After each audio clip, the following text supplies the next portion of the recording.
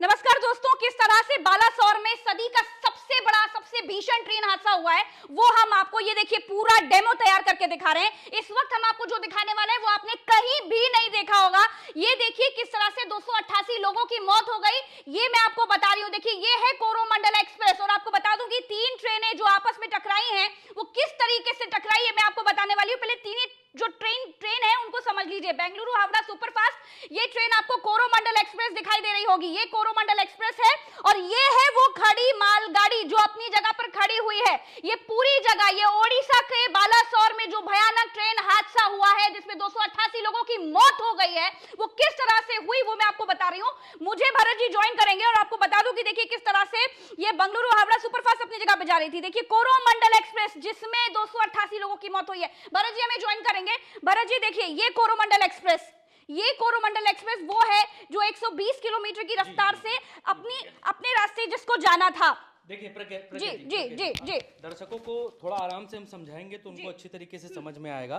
क्या है कि ये जो कोरोमंडल एक्सप्रेस आप देख रहे हैं, थोड़ा सा कैमरा नीचे करिएगा। ये जो कोरोमंडल एक्सप्रेस आप देख रहे हैं, ये कोरोमंडल एक्सप्रेस इधर से इधर जा रही है, ठीक है।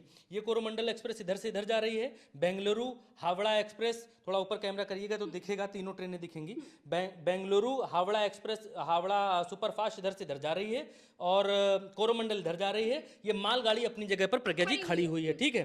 कोरोमंडल एक्सप्रेस की स्पीड है 120 किलोमीटर, इसकी स्पीड 100 से ऊपर है और ये गाड़ी खड़ी हुई है। कोरोमंडल गाड़ी इधर से आती है। सारा खेल इस जगह का है, इस पटरी का है। इस जगह का है। गौर से देखिए ये जो पटरी है, इसी पटरी में वो सारा का सारा भयानक खेल है। वो इसी पटरी में देखिए, ये सीधी पटरी है।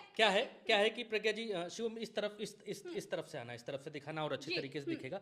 क्या है कि जब ये गाड़ी इधर से इधर आई, ठीक है, कोरोमंडल एक्सप्रेस, तो इसको जाना था सीधा जाना था, जो कि पटरी ये बनी हुई है इस पे जाना था और तेजी से 120 किलोमीटर की स्पीड में सुई से निकल जाती है। लेकिन हुआ ये कि ये जो ट्रेन जब यहाँ पहुंची तो इसकी ये कैंची जिसको बोलते हैं या अलग अलग भाषाओं में जो भी बोलते हैं, ट्रेनों का रास्ता मोड़ने के लिए एक प्रयुक्त होने वाली भाषा में कैंची जिसको बोलते हैं कि ट्रेन की पटरी इधर से उधर होके ट्रेनों को रास्ता देती है किधर जाना है। डाइवर्ट होते हैं, डाइवर्ट होती है। कई पिक्चरों में आपने देखा होगा कि हीरो का पैर उसमें ट्रेन की पटरी के भीतर फंस जाता है, तो वो वही कैंची होती है। जब ट्रेन को इधर से उधर डाइवर्ट करते हैं उसके लिए कैंची इस्तेमाल होती है। अब शिवम इधर दिखाएगा कि ये जो कैंची है, इस जगह की कैंची, ये कैंची बेसिकली होनी क्या चाहिए थी, यूं ना होके ये कैंची यूं होनी चाहिए थी किनारे, ठीक है, ताकि ट्रेन का ये रास्ता खुला रहता सीधा। लेकिन इस पोल पर, ये जो पोल आप देख रहे हैं, इस पर सिग्नल हरा था। ट्रेन इधर से आई, ड्राइवर को ये समझ में आया कि सिग्नल हरा है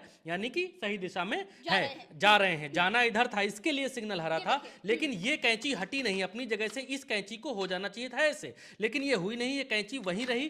तो ट्रेन आ गई इस पर, और जब ट्रेन ये इस पर आई तो इसने हिट किया सीधे इस मालगाड़ी को। ये ट्रेन, जैसे भरत जी ने आपको बताया कि किस तरीके से ये कैंची जब इस तरफ आ गई तो ये कोरोमंडल एक्सप्रेस इस मालगाड़ी की तरफ आने लगी। जी भरत जी, क्या हुआ अब आप देखिए कि जब ये कोरोमंडल एक्सप्रेस तेजी से आई 120 किलोमीटर के, आप देखिएगा शिवम, आप दिखाइएगा नजदीक से दिखाइएगा। मैं इसको इधर रख देता हूं कि हटा दीजिए उसको। जब ये ट्रेन आई इतनी स्पीड से, 120 किलोमीटर की स्पीड से आई, आप दिखाइएगा शिवम, जब ये ट्रेन आई 120 किलोमीटर की स्पीड से सुई करते हुए, तो इसने मारा इसको हिट किया, ठीक है, इस मालगाड़ी को हिट किया, ये पलट गई इधर। इसके जो डब्बे हैं, अब यहां से जा रही थी बेंगलुरु सुपरफास्ट, आप देखिए कि ये बेंगलुरु हावड़ा सुपरफास्ट यहां से जा रही थी, ये स्पीड में निकल रही थी। जब ये इधर से टकराई तो इसके डिब्बे पलटते हुए गए इधर, तो इसने हिट किया इधर, इसको हिट किया।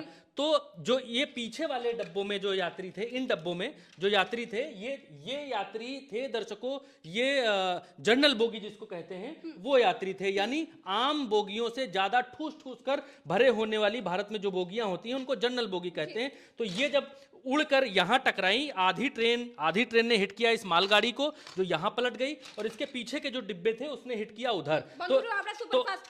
तो ये मान लीजिए ये ट्रेन थी कोरोमंडल और ये ट्रेन थी आपकी बेंगलुरु हावड़ा सुपरफास्ट। प्रज्ञा जी एक सेकंड, दर्शकों को समझने में आसानी होगी। ये खड़ी हुई मालगाड़ी है, ये आई, इसने ये ये जो पटरी खुली रहेगी, इसको इस तरीके से आप दोबारा समझ सकते हैं। जो भरत जी ने आपको समझाया उसको एक बार दोबारा से आपको समझा देते ताकि आपको समझने में आसानी हो, क्योंकि सदी का सबसे बड़ा हादसा है। आप देखिए, ये जैसे भरत जी ने बताया कि कैंची खुली रह गई और ये जो पटरियां हैं देखिए ये इस तरफ आई।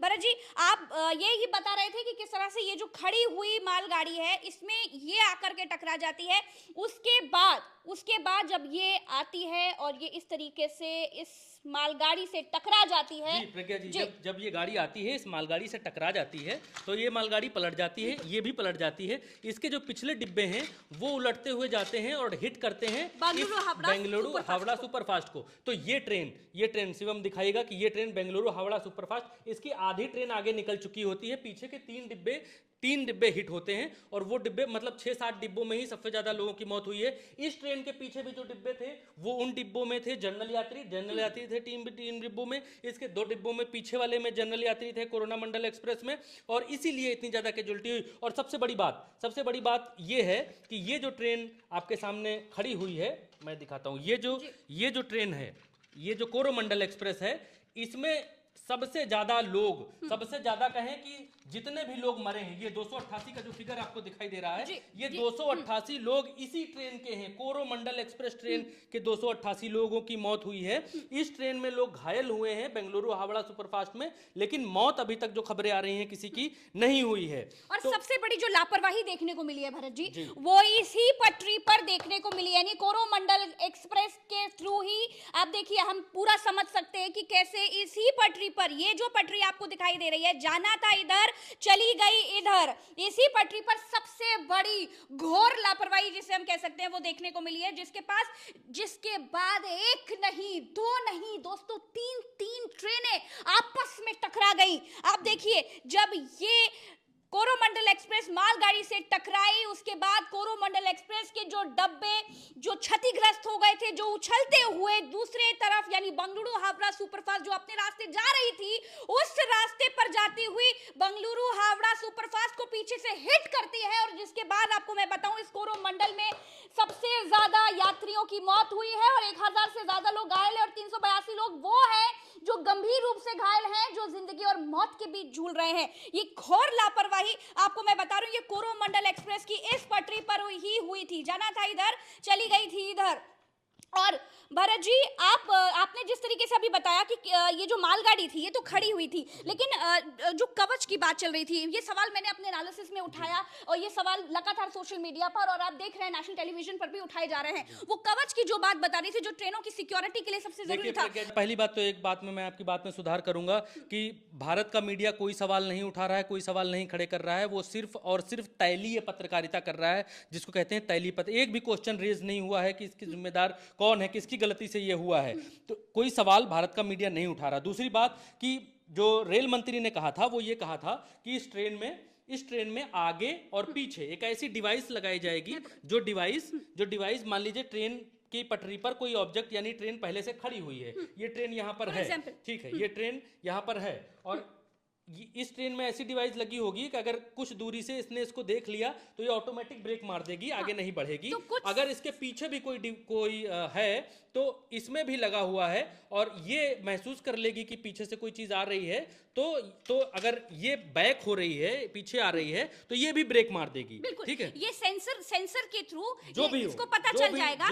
जो भी टेक्नोलॉजी हो प्रज्ञा जी, उस टेक्नोलॉजी को हमने नहीं देखा है, जो बताया है रेल मंत्री ने वो हमें मालूम चला है, लेकिन अब इन एक्सीडेंट से ये मालूम तो चल गया है कि प्रज्ञा जी, जब ये इंजन इसका इधर लगा हुआ था और ये 120 की स्पीड से आया और इसने इस मालगाड़ी को हिट कर दिया, तो कहां था वो कवच, कहां था वो कवच जब इसने इसको हिट किया। चलिए मान लेते हैं कि इसके डिब्बे उधर पलट गए, लेकिन यहां तो उसको काम करना चाहिए था जिसने काम नहीं किया। तो ये सरासर पूरी घोर लापरवाही ये रेलवे की है, रेल मंत्रालय की है, रेल मंत्री की है और भारत सरकार की है। क्योंकि प्रज्ञा जी, राज्य में, देश में कोई भी चीज होती है, कोई भी दुर्घटना होती है, कोई भी अच्छा काम होता है, कोई भी तारीफ करने का काम होता है, तो उन सब की जिम्मेदारी राजा की होती है, प्रधानमंत्री की होती है। अच्छा बुरा सबकी जिम्मेदारी उनकी होनी चाहिए, लेकिन बुरे की जिम्मेदारी कोई लेने के लिए तैयार नहीं है प्रज्ञा। और देखिए, लापरवाहियां तो साफ दिख रही हैं।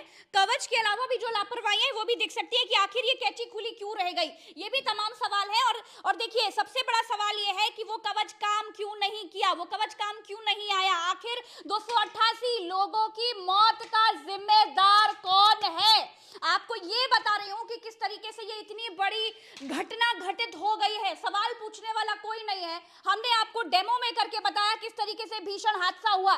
देखिए, आप सिर्फ इस पूरे डेमो को ही देखेंगे तो आपकी रूह कांप जाएगी। किस तरीके से इस ट्रेन का देखिए आपस में टक्कर हुए होंगी, ये 3 ट्रेनें आपस में कैसे टकराई होंगी, ये हम आपको इस डेमो में दिखा रहे हैं। इसको देख करके भी रूह कांप जाए। ये हादसा जिनके साथ हुआ होगा, ईश्वर न करे किसी के साथ दोबारा हो, बहुत बड़ा हादसा था ये। तो दोस्तों, हमने आपको बताया कि ये पूरा किस तरीके से बालासोर में ये पूरी घटना घटित हुई, किस तरह 3 ट्रेनें आपस में टकराई और किसकी लापरवाही रही और इन 288 लोगों की मौत का जिम्मेदार कौन है। इसी सवाल के साथ आज के लिए इस पूरे एपिसोड को मैं यहीं पर समाप्त कर रही हूं और इस सवाल को दोबारा आपसे पूछ रही हूं कि अपने दिमाग में, अपने जहन में खुद सोचिएगा कि आखिर इन 288 लोगों की मौत का जिम्मेदार कौन है। नमस्कार।